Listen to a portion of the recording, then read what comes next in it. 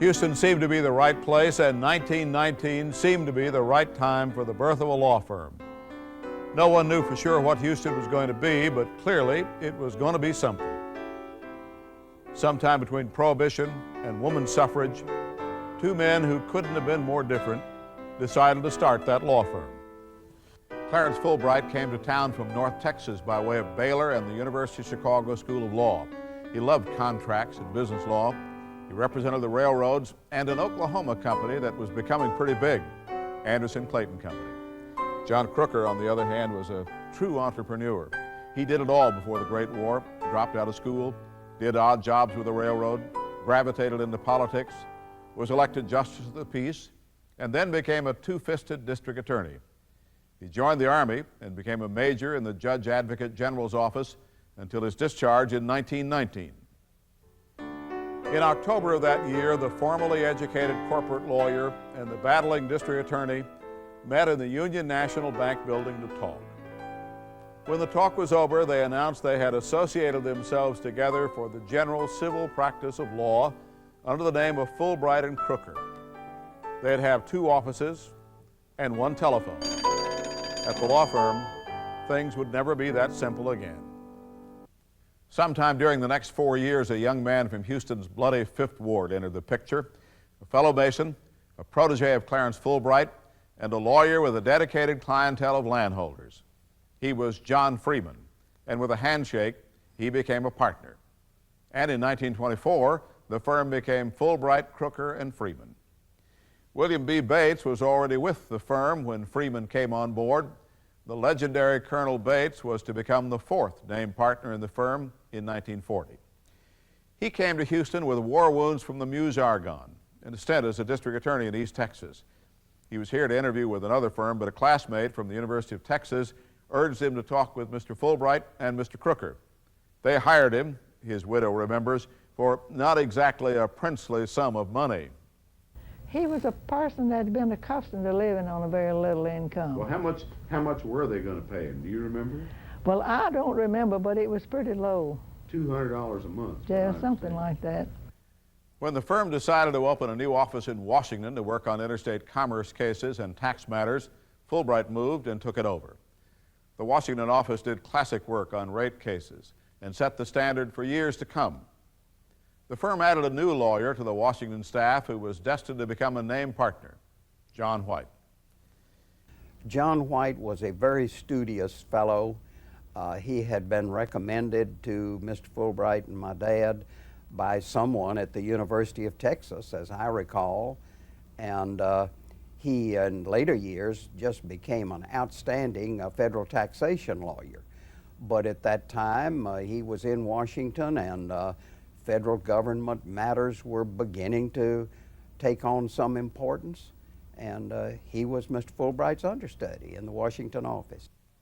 In 1931, a star arrived. His Polish father and his Viennese mother named him Leonidas, as heroic a name as the classics could conjure.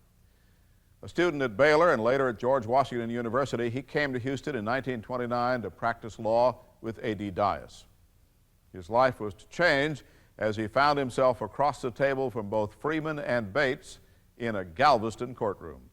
You were 24 years old, you're in Galveston, Texas, you were trying a case, and your boss didn't come down to try the case. He sent you instead.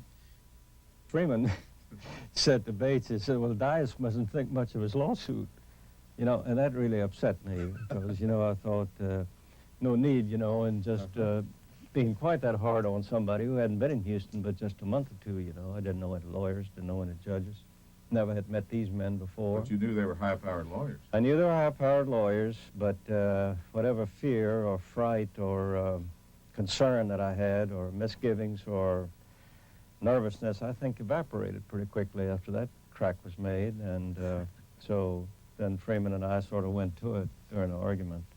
He was a great friend of mine, as you know, in later years. You won the case, and that helped him to become a friend of yours, huh? Well, he was the one who was then responsible for asking me to come up and talk with him about joining the law firm. The story is that Jaworski first said no because he couldn't bring the firm any business. John Crooker looked at the young lawyer and said, "We don't need anyone to bring us business. We need someone to attend to it. From April 1st, 1931 to the day he died, Leon Jaworski attended to business. In the mid-30s, the firm added Kraft W. Eidman. When he graduated from law school during the Depression, only one member of his class had gotten a job. But John Crooker liked what he saw and offered him a job. He went on to become the firm's managing partner during much of the decade of the 70s, a job he handled with a firm hand. And it was the first meeting I attended, having joined the firm. And he said, why don't you sit next to me at my table? I think it was at the Coronado Club. And I said, fine. And we were chatting at the table, and you had all the partners in the room. It was a firm partners meeting. And he said, well, it's time for me to say a few words. And I looked at him and I said, Kraft, would you like me to bang on the glass? And he says, Alan, he says, when I get up, they'll hear me. In the early days, when fine young lawyers joined the firm, they were immediately thrown into the pool. That meant they were open for assignments by any of the partners to do anything and everything. Examine an abstract or prepare a draft of a will and let some older, more experienced lawyer take a look at it, form a corporation, write the bylaws, help the people conduct the meeting and write up the minutes, and you did a little of everything. Houston's population had grown by 111% in the 1920s. Despite the Depression, gained another 100,000 in the 30s. By 1935, the country was not yet out of the woods, but the firm was back to 1929 earning levels and things were looking up. By the 40s, the firm had developed a broad civil practice. In Houston, the oil and gas practice centered more around independent producers. But it was cotton that put the firm on the map, Anderson Clayton's Cotton. The firm went to some pains to make sure it did not look like a house firm for Anderson Clayton, but they were linked at every turn, and virtually everyone in the firm worked the account at one time or another. I remember Milton Eckert's wife was asked at a party what her husband did, and she said, he works for Anderson Clayton, representing Fulbright Jaworski. By the time he was in his 60s, Monroe Anderson was in failing health. He asked his close friend and fishing partner, Colonel Bates, to help him set up a trust that would transfer about $20 million into a charitable foundation. Colonel Bates, Mr. Freeman, and Mr. Anderson were the initial trustees. In August of 1939, M.D. Anderson died. In March of 1940, death came to the founding partner, Clarence Fulbright. He was just 58. John White took over the Washington office with Mr. Fulbright gone. In June of 1941, the legislature passed a bill to authorize a state cancer institute to be built somewhere. Freeman and Bates, the trustees of the Anderson Foundation, spotted the item in the newspaper and made the state a deal it could not refuse. That they would build a hospital that the legislature had authorized in Houston, and would call it the M.D. Anderson Hospital. The foundation would match the state funds, give another $500,000, and would give the land on which the building could be built. Once the deal was struck, the home of another prominent lawyer became the first home of Anderson. First had to provide for temporary quarters for M.D. Anderson Hospital. And about that time, Captain Baker had died a few years before and left his estate, his home place, Oaks, about 7 acres over on Webster and Bagby, in a very beautiful home, to Rice Institute. He'd been chairman of the board of Rice for many years. Rice decided they couldn't make any use for the building and decided to sell it. And let us have it at a very reasonable price. Later, Mr. Freeman and Colonel Bates would admit that once the cancer hospital issue was settled, they made up their minds to begin to promote a sizable medical center. Thus, M.D. Anderson's generosity, propelled by men like Freeman and Bates, gave Houston its greatest gift, the Texas Medical Center. Then came the war. Many of the firm's lawyers joined up. Leon Jaworski was too old, but he went away to serve in the Judge Advocate General's Department of the Army. The lawyers who stayed behind worked very hard to keep up with the caseloads. Things were so hard, in fact, that there was talk of a merger. The candidate was the smaller firm of Gresham, McCorquodale, Martin, and Buck. Before the war, Fulbright and Crooker had been one firm with 26 attorneys. Gresham, McCorquodale, Martin, and Buck had 9 attorneys. When the war was over, they were one firm of 35 attorneys, 12 of them partners. On March 15, 1945, I reported in to the firm of Gresham, McCorquodale, Martin, and Buck with a very nice suite of offices at 1826 Chamber of Commerce Building, now Commerce Building. And we started the practice of law in a very pleasant environment. The offices were relatively new, the building was relatively new, and some of the offices had walnut paneling. That impressed me a great deal. And so practice of law there was rather pleasant for the months of March, April, and part of May. And then what happened? One morning I got to the office and was told that the firm of Gresham, McCorquodale, Martin, and Buck was going out of existence. Uh-oh.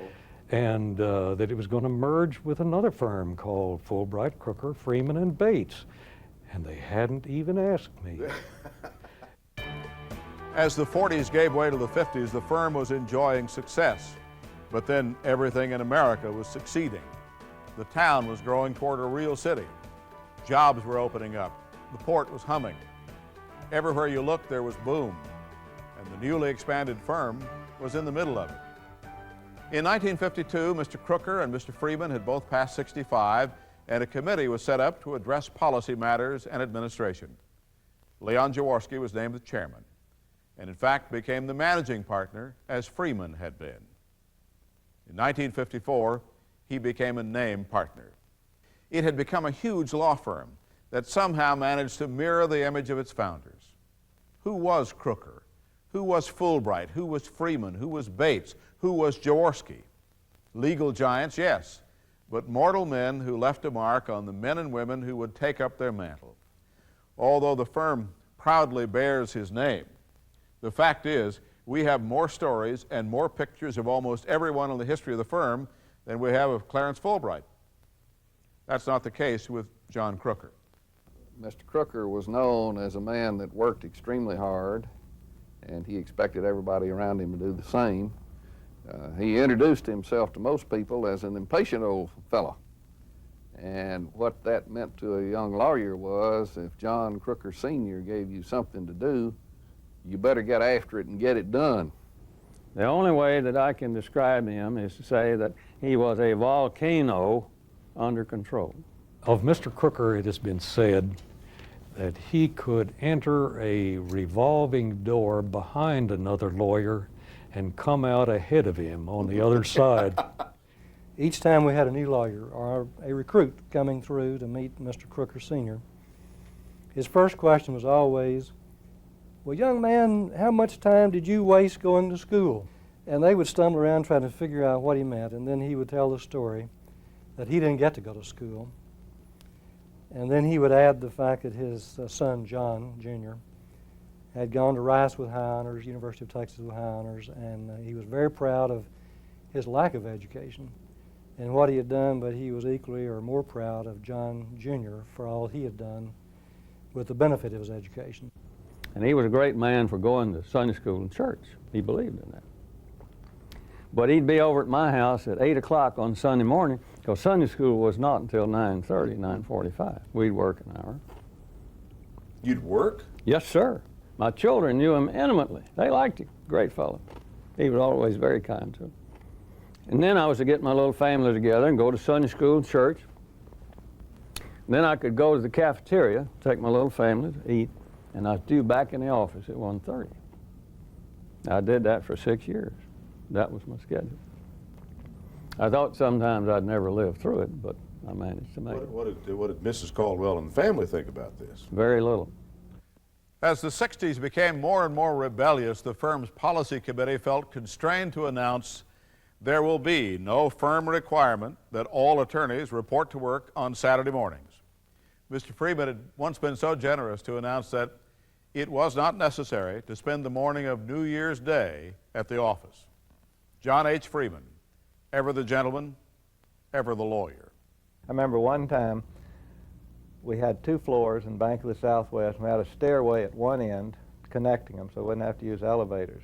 We had gotten up to 70 or maybe 80 lawyers, and at the other end of the floor they started knocking down a separate stairway. And one Saturday morning I was watching the construction, and Mr. Freeman came up and said, kind of shook his head and said, "Mr. Hall, where will it all end?" As I recall, Mr. Freeman used to come in. I was a young lawyer and do a lot of Sunday work and so forth. Mr. Freeman used to always be down there at his desk on Sundays, and he had an eyesight problem, and he had some kind of device, a magnifying device with lights and so forth. And I can see him there at his desk using that device to read whatever it was he was reading. But he was a major player in the firm because when he spoke, everyone listened because he spoke with great wisdom. They didn't have any problem. We had three prime characters in the firm of old. We had a fighter, we had a thinker, and we had a greeter. Now, can you tell me which were which? Well, Mr. Crooker was the fighter. He was the fighter. Mr. Freeman was the thinker. Always thinking. Always in his office, closed off. Who was the greeter? Colonel Bates. Bates, okay. Colonel Bates did not spend an evening at home for more than 40 years. He was out shaking hands, kissing babies, doing what people do. Now, it takes all three to get such an organization as this up and going. Leon Jaworski is spoken of in reverent tones around the office, and rightly so. He was a national hero who battled for human rights, openly opposed the Klan, prosecuted Hitler's horrors, investigated Kennedy's death, was one of the right-hand men for Lyndon Johnson, and he became the right man for Watergate. I was sitting there in his office when he was talking to Alexander Haig about being the Watergate special prosecutor, and it was obvious to me that he was going to take the job based on the telephone conversation. Of course, it was a two-edged sword from the law firm standpoint. We had to lose our leader. It wasn't a leave of absence thing, you know. He had actually to resign as a partner in the law firm. And we had to change the name back from Fulbright. It had been changed from Fulbright, Crooker, Freeman, Bates, and Jaworski to Fulbright, Crooker, and Jaworski. And then when he went to Washington, we had to go back to the original name, Fulbright and Crooker.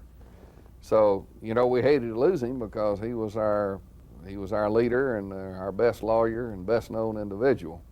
But he did a job, and he did it very well. And of course, the reputation and standing of the law firm, I think, were tremendously enhanced by what he did. He was, we are assured by his friends and even what few enemies he had, a great lawyer, a builder, a dreamer, a Renaissance man who climbed to the very top of his profession and brought the firm up with him. The firm encouraged playing the sometimes rough and tumble game of politics. It didn't matter whose side you were on, but it did matter how you played the game. I think maybe in 69 or 70, right after I got here, we all went down to the old Humble building because it had an auditorium and there wasn't one available where we were, and had a firm meeting on politics. And some people had been using the firm name in campaign matters, and Jaworski explained to everybody that that wasn't appropriate, and nobody misunderstood. One soul in the audience, and this is how Jaworski dealt with a lot of things, one soul in the audience said, "Well, Colonel Jaworski, what is a political matter?" And Jaworski said, "I think our lawyers should have the judgment to know what a political matter is." As they quietly and forcibly went about the business of politics, the lawyers also were expected to go about the business of making Houston a better town. If you would trace the history of the major churches across this city, you would find the John Crookers and the Newton Greshams and all of those men, John Freeman, all of them were leaders. So that when we came here, we knew that they were very serious, committed lawyers with a high sense of professionalism in the practice of law. Throughout its history, the Fulbright and Jaworski firm has turned out leaders in the law profession, lawyers who headed up the local, state, national, and international bars. in the profession, we have among our partnership some very distinguished, very fine lawyers, past presidents of the State Bar of Texas, of the Houston Bar Association, and the firm has always felt that it is our responsibility to not just to serve our clients well, but to serve the profession and to enhance the practice of law in this state. In the middle 50s, as Houston grew, so grew the banking business. And Second National Bank became Bank of the Southwest, one of the firm's major clients. So it was only logical that when the firm looked to expand, it would land in the Bank of the Southwest new 24-story building at Walker and Travis. But young lawyers are young lawyers everywhere. And that used to mean a shoe shine and one shiny suit. I came here with a wife, 2 children, a tremendous amount of debt, 1 used wash machine, 1 baby bed, and 1 kitchenette set to my name. And in fact, 1 Haspel wash and wear suit. And the reason it sticks in my memory is because the youngest lawyer at the firm in those days had what we call the courthouse run. And every day at 1 o'clock, you picked up everything that had to be filed at the county courthouse, and you walked from the Bank of the Southwest building to the courthouse, did all the filing, went to all the courts that you had to go to, did all the searches in the records that you were requested to do, and then walked back every day, 5 days a week. Well, in summer it's hot, it rains, your clothes get soaked, perspiration forms. So every night my wife had to wash my Haspel wash and wear and hang it up so the next day I could wear it. And for 1 year I had that 1 suit. I got a tip on it, and I got Judge Connolly to let me go about 3 weeks early so that I arrived at the firm before graduation at the University of Texas, which was a school where we obtained most of our lawyers in those days.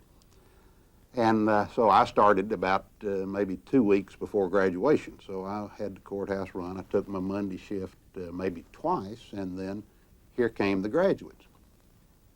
And so I ran through Monday to Friday in about 2 weeks, because that year we'd hired probably 7 or 8 folks, and they all arrived at roughly the same time. So I was through with my courthouse run experience by probably the middle of June, 1st of July. It would be in the middle of the 50s before a female lawyer might have the opportunity to make that dreaded run. When I first started practicing law, I wore hats all the time. And the reason I started wearing hats was that when I first started going to court with the senior lawyer that I started practicing with, people would ask me to run to the clerk's office and make copies for them, and they would ask me to run errands for them while Bruce was speaking.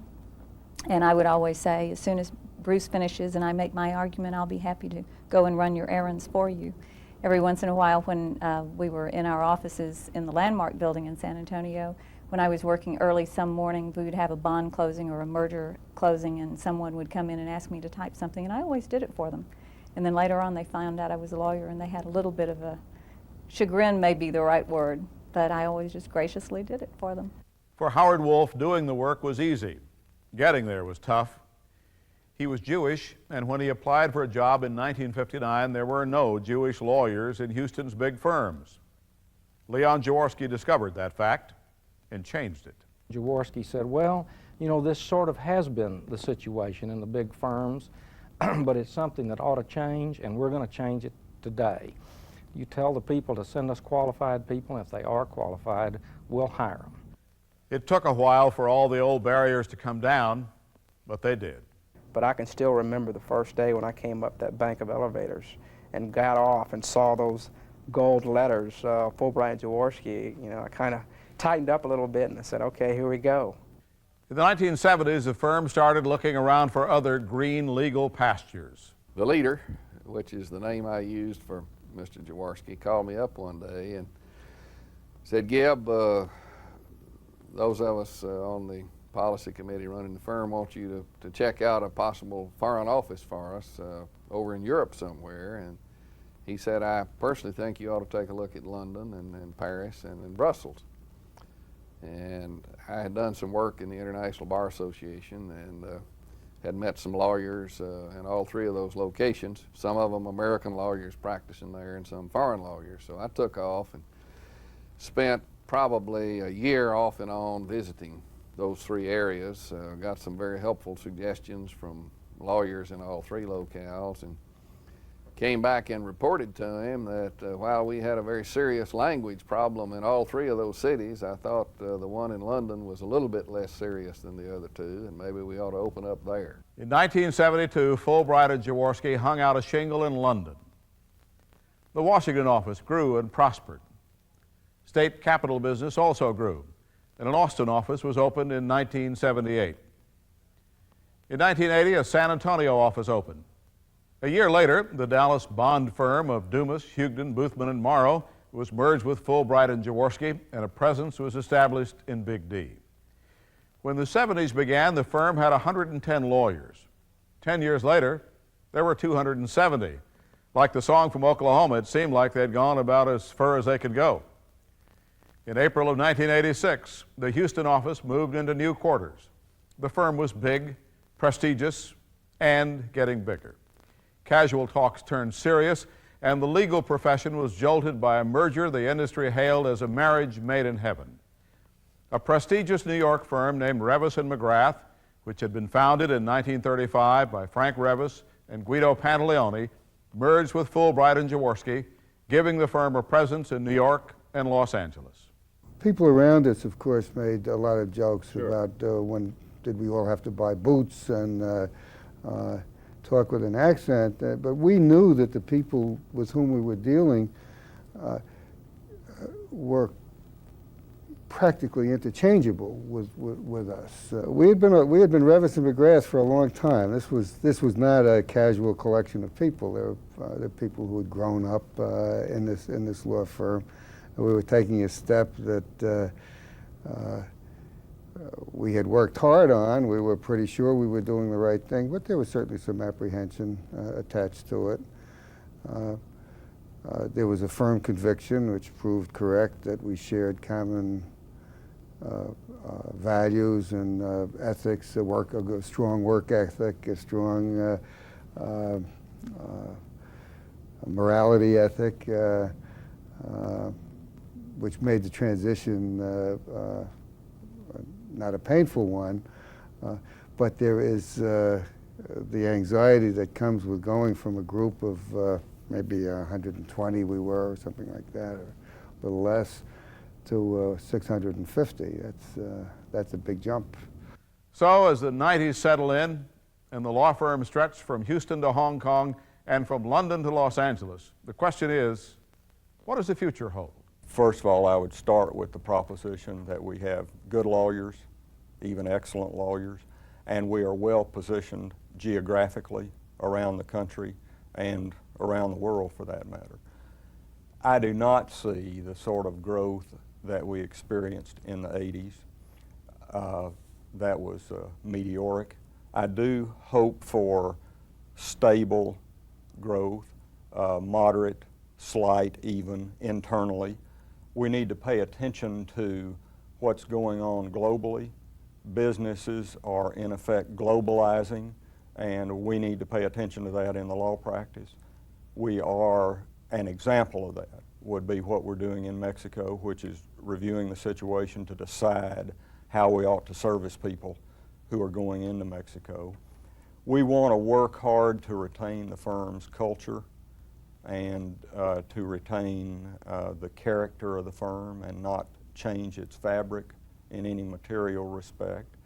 And finally, I would say to you, the overriding goal for the future of those of us that are involved in the executive committee and the policy committee would be to have the firm be at least as good as it was when we became members of those committees when our time of service is completed. Fulbright and Jaworski at 75 is the tangible result of a dream born one day on the muddy streets of a boomtown. It is the aggregate of dreams and ability and an old-fashioned kind of honesty and faith, along with other such words we don't hear very much of anymore. The firm, like the boomtown, did all right.